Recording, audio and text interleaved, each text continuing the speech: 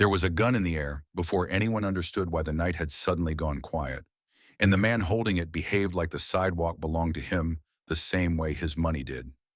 Downtown Memphis was doing what it always did after dark. Neon signs buzzing above storefronts, cars sliding past in slow waves, couples laughing too loudly outside a diner, a bus exhaling at the curb, the smell of fried food and exhaust mixing into something that felt normal, safe, forgettable. But normal is a thin coat of paint. Under it, the city kept its old bruises. Dr. Martin Luther King Jr. had been walking without ceremony, no stage, no pulpit, no microphone, just a long day behind him and another long day waiting, his coat collar turned up against the night air, his steps measured, his mind elsewhere, until a sound sharp and small cut through the street like a match strike. Not a scream, not yet. A man's voice tight with panic, and another voice smooth with entitlement. By the time Martin's eyes found the source, it was already happening at the edge of a pool of streetlight. A wealthy white man in a tailored overcoat, shoes too clean for that sidewalk, wristwatch catching the glow, one hand gripping a pistol that looked absurdly calm in his grip, like it had been carried for confidence rather than necessity. The gun was aimed at a black man backed against a brick wall beside a closed storefront, palms open, shoulders pressed flat, trying to shrink into the shadow but with nowhere left to go. His clothes were worn, his face tired, the kind of tired that came from working hard and still being treated like you owed the world an apology for existing. "I said empty your pockets," the wealthy man snapped, not loud enough to draw a crowd from a block away, but loud enough to make the people nearest the scene stop moving. "Don't make me repeat myself." "I didn't do anything," the man against the wall said, voice cracking just slightly, like he was trying to keep dignity from falling apart in public. "I'm just trying to get home." The white man stepped closer, the pistol rising a fraction as if the slightest disagreement was an insult. "You people always say that. Always. But I know what I saw." What he claimed to have seen was unclear. A stolen wallet, a hand in a pocket, a look. The usual shape-shifting accusation, the kind that didn't need facts when it had power. A woman across the street froze with her grocery bag halfway to her car. Two teenagers halted by a lamppost, eyes wide, pretending they weren't watching while watching anyway. A taxi slowed, then rolled forward again as if the driver decided not to be part of the story. An older man on the corner stared at the pavement, like the pavement could protect him from responsibility. Even the air seemed to tighten, like the city itself was bracing. Martin stopped. Not at a distance that felt safe, and not close enough to be reckless. Just close enough that his presence could no longer be ignored. He didn't announce himself. He didn't call for attention. He simply stepped into the line of the streetlight, and the moment recognized him the way storms recognize open fields. The wealthy man noticed the movement first, his head turning with irritation, prepared to intimidate whoever dared interrupt him.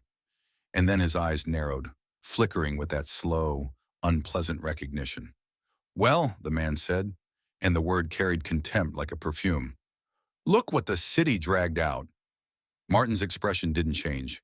He looked at the gun, then at the man pressed to the wall, then back at the one holding the power. His voice came out even, controlled, almost gentle, which somehow made it heavier. "Sir," Martin said, "lower the weapon." The wealthy man's mouth curled. "This isn't your church. This isn't your march. This is my problem." Behind Martin, someone whispered his name, like saying it too loudly would make the scene explode. A second later, another voice murmured, "That's him." Not with admiration, not with hatred, with the nervous awe people have when history walks into a place where it shouldn't be. The black man against the wall swallowed hard, eyes flicking from the pistol to Martin's face as if he couldn't decide whether hope was dangerous. The wealthy man shifted his stance, angling the gun slightly. Not away, not down, but enough to show he would not be instructed by a preacher, especially not one with Martin's skin, especially not out here where there were no cameras, no podium, no applause to protect him. "You know what's wrong with men like you?" the wealthy man said, voice sharpening, confidence swelling because witnesses were silent and silence always felt like permission. "You make people forget their place." He said it like a diagnosis, like an accusation, like an excuse for what was about to come next. Martin took one more step forward, slow and deliberate, hands visible, posture calm, face still. He didn't reach for the gun. He didn't threaten. He didn't perform. He simply placed himself between cruelty and consequence, as if the street itself had been waiting for someone to do it. The circle of bystanders tightened without anyone meaning to. 11 people now, close enough to hear, close enough to testify later if they chose to, close enough to be ashamed if they didn't. The wealthy man's finger moved near the trigger, not firing, not yet, but letting everyone understand that the distance between a threat and a shot was as small as his temper. And then Martin spoke again, not louder than before, but with a tone that made the street feel suddenly narrower, like the whole city had leaned in. "Put it down," he said. "Not because you fear me, but because you will have to live with yourself after this." The wealthy man stared at him, jaw tightening, and for a fraction of a second the pistol wavered, not from mercy, but from something more fragile. Uncertainty. No sirens, no hero rushing in, no miracle.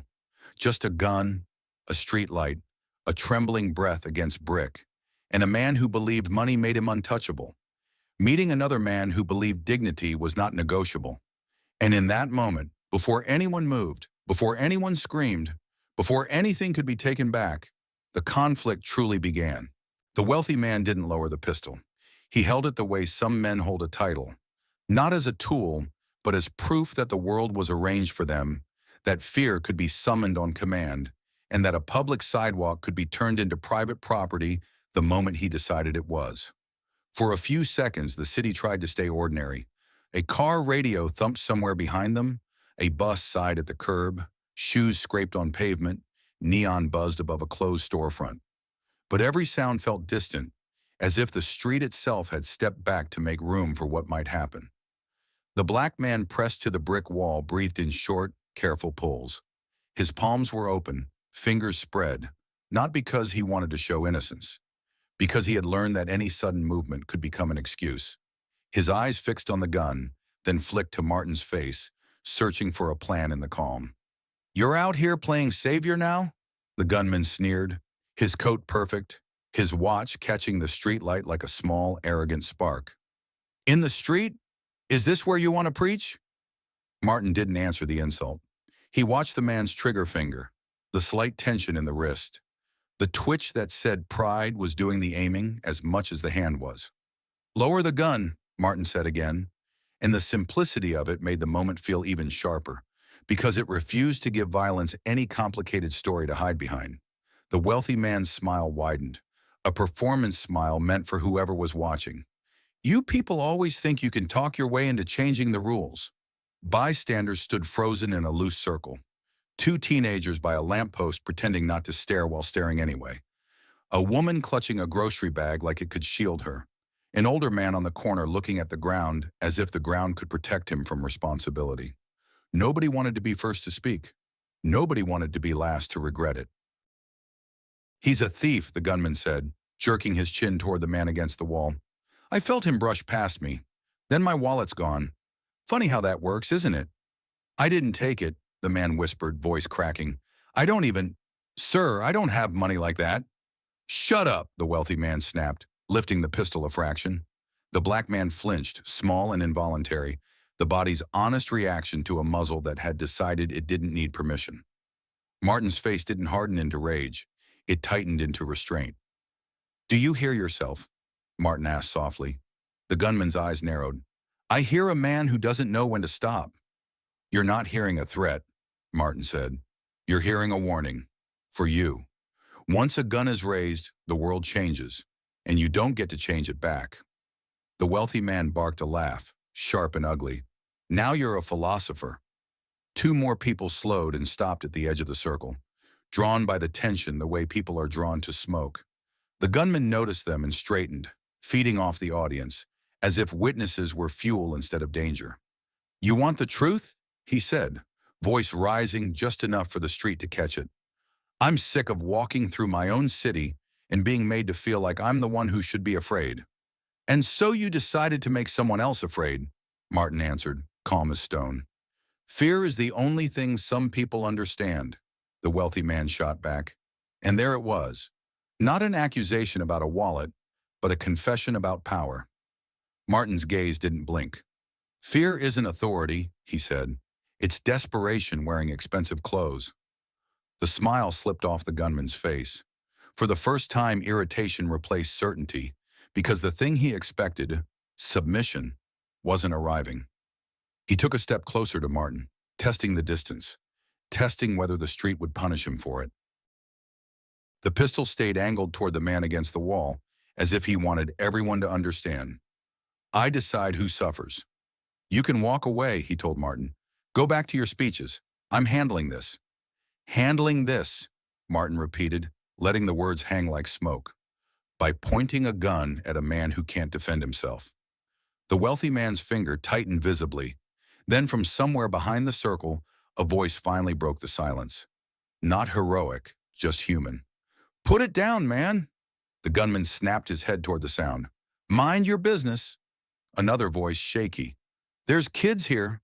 The wealthy man looked around as if seeing the witnesses for the first time. Not as people, but as risks. His jaw worked. His eyes darted. The street felt like it narrowed, like every brick and window leaned inward to watch what he would choose. Martin took a slow breath, and in that breath his calm became contagious. "This ends right now," Martin said. "You can be the man who steps back from the edge, or the man everyone remembers for falling off it."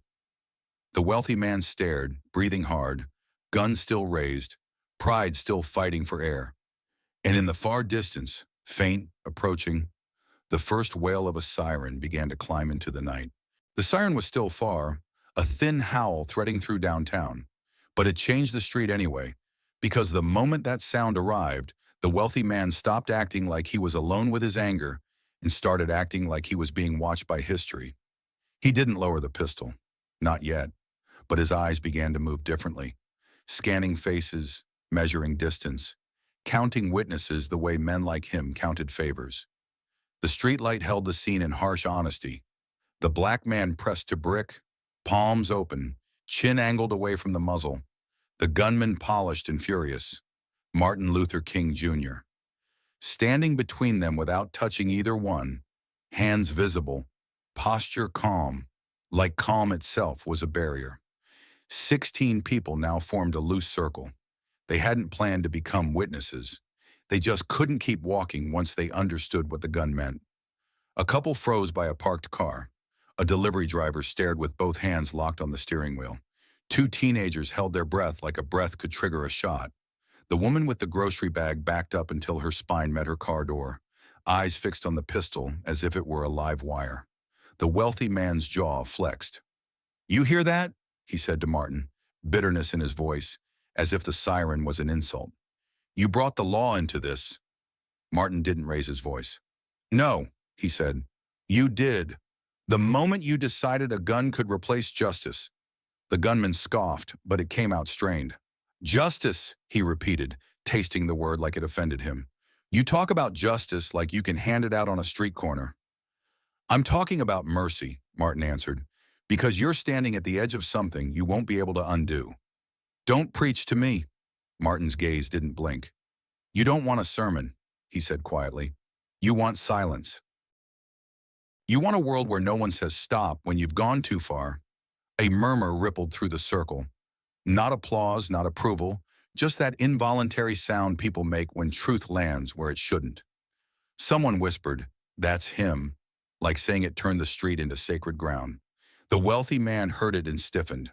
Pride demanded control, but witnesses demanded caution. You could see him trying to hold both. The man against the wall finally spoke louder, desperation forcing courage. "Sir, please, I didn't take anything. I swear to God." The gunman snapped, "Don't swear to God like you know him." Martin's expression sharpened, not into rage but into focus. "You just said his name," he replied, steady. "So let's speak of him for a moment." The siren grew louder, closer, braiding itself into the tension until the whole street seemed to vibrate. A few heads turned down the block, searching for flashing lights. The gunman noticed and tightened his grip, as if losing control was worse than pulling the trigger.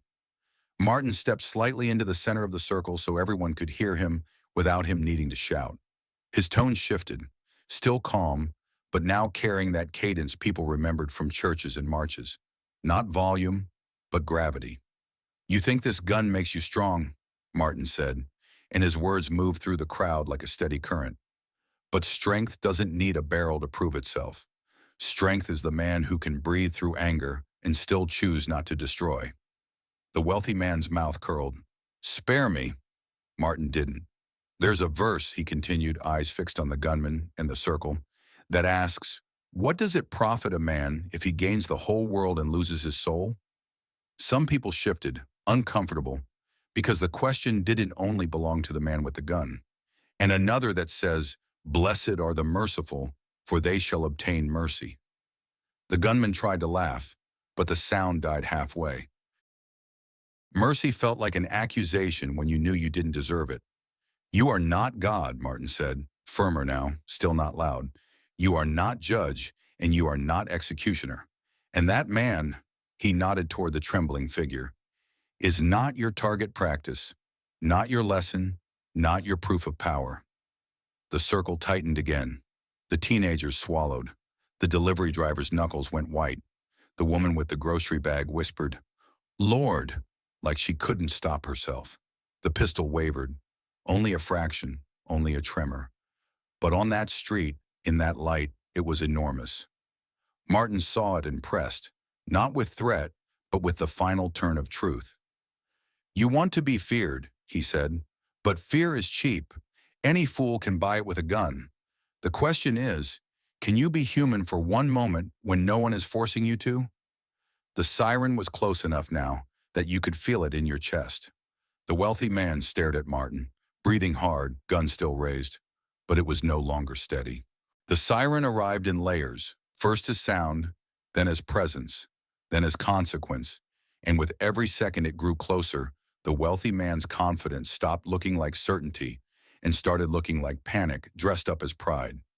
Blue light spilled across the brickwork in quick pulses, washing faces in the circle. The teenagers by the lamppost, the woman braced against her car door, the delivery driver frozen behind his wheel, strangers who had become witnesses without ever agreeing to it. The crowd had swelled to 22 now, drawn in by instinct and fear. The wealthy man kept the pistol raised, but his wrist betrayed him. It wasn't weakness, it was calculation. He knew what a gun looked like under a streetlight. He knew how a late arriving officer might read a scene. A crowd, a black man against a wall, a weapon. He wanted the story to land a certain way. "You see?" He snapped toward the approaching lights as if he had summoned them. "Good. Finally, this man tried to rob me." The black man's throat tightened. When he found his voice, it came out small and urgent. "I didn't touch him. I was just walking." "Shut your mouth," the wealthy man barked, and the muzzle flicked up again. Not just at a body, but at control. Martin didn't move from the center of the streetlight. Hands visible, posture calm, voice level. "Put it down," he said, with a quiet refusal that gave the moment no place to hide. A patrol car slid to the curb hard enough that the tires chirped. Another followed. Two officers stepped out fast, shoulders squared, hands near their holsters, eyes snapping from the crowd to the wall to the gun. "Gun!" one officer shouted. "Drop it! Drop it now!" For half a second, the wealthy man froze, as if his mind couldn't accept the command was meant for him. Then he turned his body slightly, trying to angle the scene into something survivable. "I'm the victim!" he yelled. "He tried to steal my wallet. I caught him. I was defending myself." The closest officer didn't care about tailoring or status. "Drop the weapon," he repeated, stepping closer with cautious precision. The pistol remained up. The street held its breath. Martin spoke again, not to the officers, but to the man whose pride still tried to keep the barrel afloat. "This is the last moment you can still choose," Martin said quietly. "After this, the moment will choose for you." The wealthy man's eyes darted between the officer and Martin, searching for an opening, a loophole, a way to keep power without paying for it. He leaned toward the officer, voice sharp with accusation. "Don't let him manipulate you," he hissed, jerking his head toward Martin like Martin was the danger. He's He couldn't finish.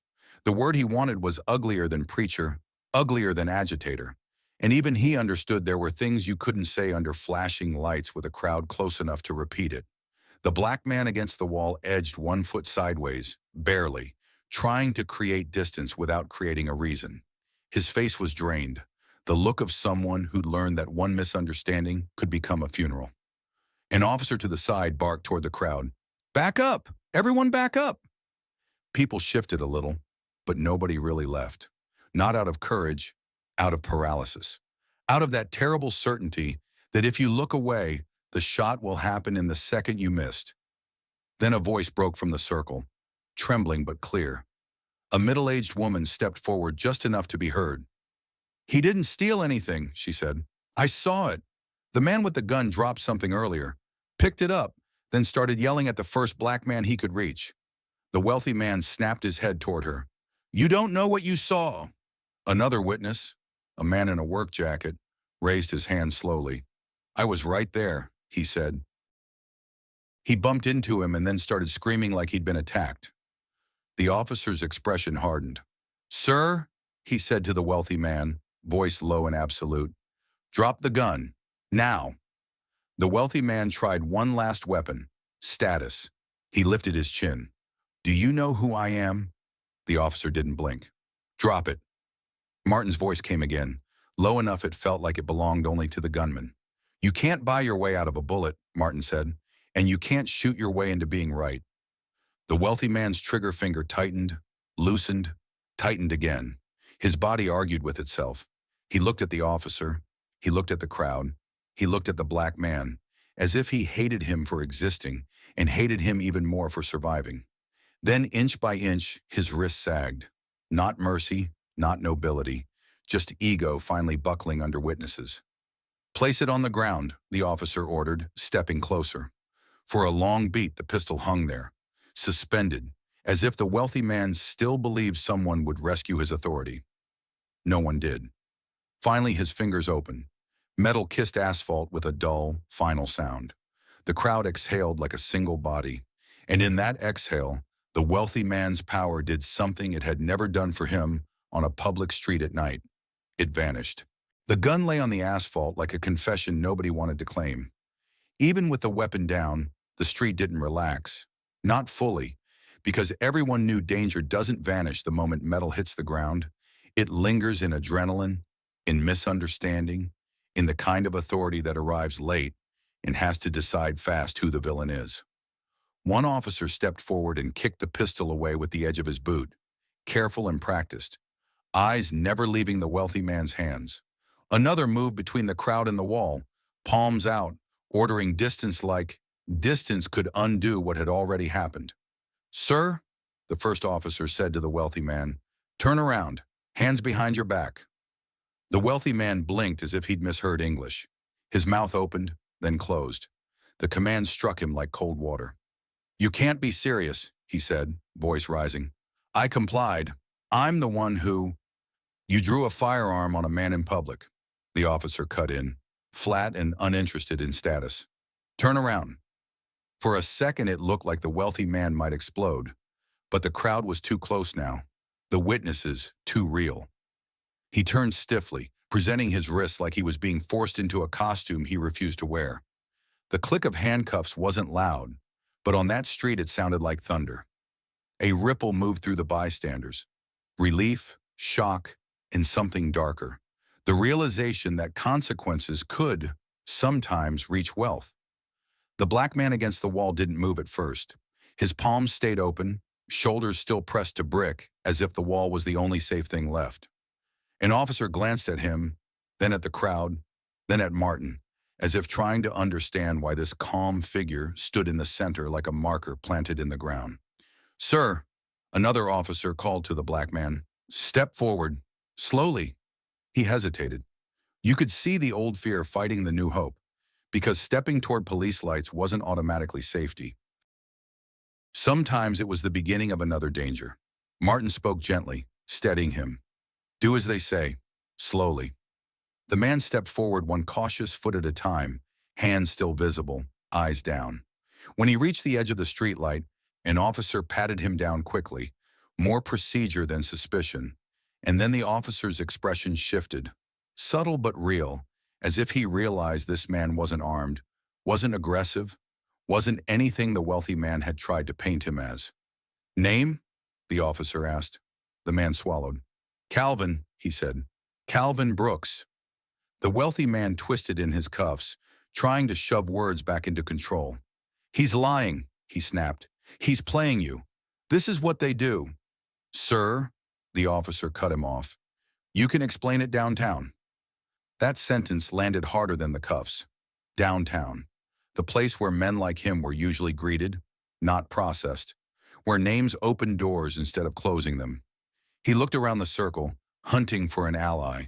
Someone with the right suit, the right skin, the right confidence to say, this is a mistake. But the street wasn't a boardroom. It was the public. And the public had watched him point a gun at a defenseless man. Then one of the officers turned to Martin, finally recognizing him fully. His posture changed into stiff respect. Dr. King? The officer said, surprised. You witnessed this? Martin nodded once. Yes. We'll need statements, the officer said, professional but weighted, as if he understood this wasn't just an arrest, it was a test. Statements came fast, overlapping, trembling.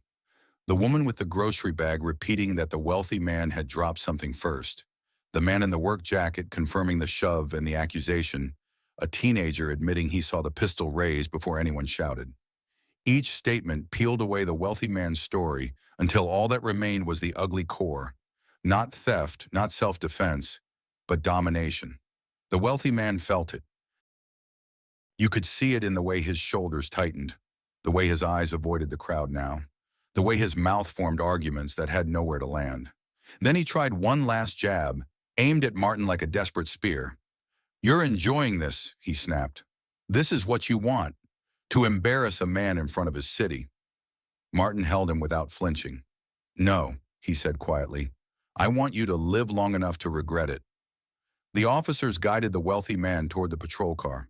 The crowd parted slowly, not cheering, not celebrating, just watching, stunned by what they'd seen and by what they'd failed to stop sooner. As he passed, Calvin Brooks stood near Martin, still shaking, still alive, caught between humiliation and disbelief. I thought I was going to die, Calvin whispered. Martin didn't perform. He didn't raise his voice for the crowd. He simply answered like a man stating a fact that had been true too long.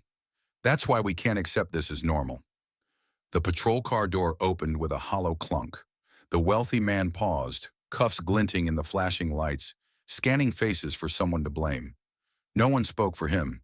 He slid into the back seat like a man being forced into a future he hadn't paid for. And when the door shut, the street finally began to breathe again. But the story wasn't finished. The next day, the building smelled like polish and paperwork. Clean walls, hard chairs, a ceiling fan whispering above a table where the night was being turned into statements. But the tension didn't stay outside. It sat in the room like an extra witness. 14 people were there, 2 officers, a clerk with a notepad, a local official, 3 witnesses, Calvin Brooks with his hands clasped so tight his knuckles blanched, and the wealthy man in a pressed shirt that still looked expensive without a suit. The pistol was gone. The habit of control remained. He tried to build his version first. It was self-defense, he said smoothly. I felt him brush me. Then my wallet was gone. I panicked. Anyone would. No one argued right away. The officer across from him simply waited, letting the words sit long enough to show how thin they were. Martin Luther King Jr. was there too. Quiet, still, eyes steady, not performing. Listening the way he'd listened in 100 hostile rooms. Measuring not the volume, but the truth. The official cleared his throat. Multiple witnesses stated you dropped an item before you approached Mr. Brooks, he said. They also stated you raised the weapon before any theft was established. The wealthy man's jaw tightened. Crowds misremember. The woman witness leaned forward. Her hands shook, but her voice didn't. I didn't misremember. You were already angry. You were looking for someone to blame. The man in the work jacket nodded once. You shoved him first. Calvin finally spoke, quiet but clear. I didn't take your wallet. You pulled the gun before I could even explain. The wealthy man's face reddened. You expect me to trust the word of... He stopped mid-sentence, the ugliest part catching behind his teeth, because this room had pens, papers, and consequences. Martin spoke for the first time, and the temperature shifted. You almost said it, Martin said calmly. You almost said the real reason. The wealthy man snapped toward him. And what would you know about my reason? I know what you said on that street, Martin replied. You didn't sound like a man afraid of theft. You sounded like a man furious that someone you consider lesser was near you. Silence fell heavy. Even the ceiling fan felt loud for a moment. The wealthy man tried to retreat into a safer word. This is becoming political, he muttered. A spectacle. No, Martin said. It's becoming honest. The official leaned in. Sir, did you point a loaded firearm at Mr. Brooks before confirming any theft? The wealthy man opened his mouth, closed it, then looked around as if searching for the invisible door that always existed for him. The one money opened. But the walls stayed walls. His shoulders sagged. I pointed it, he admitted. The clerk's pen scratched faster. Why? The official asked. The wealthy man swallowed. The Polish slipped off his voice. Because I was angry, he said. Because he looked at me like I didn't matter. Calvin flinched, not from surprise, but from recognition. Martin held him with a steady gaze. You mattered so much, he said quietly, that you needed a gun to prove it. The wealthy man stared at the table. Shame and resentment flickered across his face like bad light. I was wrong, he said at last. Wrong to do it. Wrong to treat him like that. It wasn't a clean redemption. It was something harsher and more real. A man cornered by witnesses, forced to see himself without the mirror of privilege. But the confession didn't settle the room. It split it. A younger officer spoke carefully. He admitted fault. That matters. The woman witness snapped back. It matters he didn't shoot, but don't make him brave for stopping. The man in the work jacket added, tight-voiced, if the sirens didn't come, we'd be talking about a body. An older official tried to smooth it over. We also must consider his standing, he said, and the phrase hung like a stain. His contributions. His money, the woman shot back. Voices rose. Comfort argued with justice. Strategy argued with accountability. The same fight, just indoors now. Calvin lifted his eyes and the room quieted because he was the only one who'd been inches from death. He doesn't get points, Calvin said steadily, for not killing me. Silence. Martin nodded once. That, he said, is the truth people try to bury. They'll call it a mistake, a misunderstanding, anything that lets them sleep. He looked around the room, not asking for applause, only recognition. Some will argue for comfort, Martin continued, measured and firm. Others will argue for justice. But no society survives long when comfort is purchased with another man's fear. The wealthy man sat smaller now, head lowered. Outside, the city kept moving. Inside, the story had been stripped down to its simplest form. Power aimed a gun at the powerless, and witnesses refused to look away. The wealthy man swallowed, voice thin. I was wrong, he repeated. I'm sorry. And as people began arguing again about what that apology was worth, Martin stood, adjusted his coat, and left without ceremony. Not as a victor, but as a witness. Because the hardest part was never getting a confession. The hardest part was getting people to agree on what the confession meant.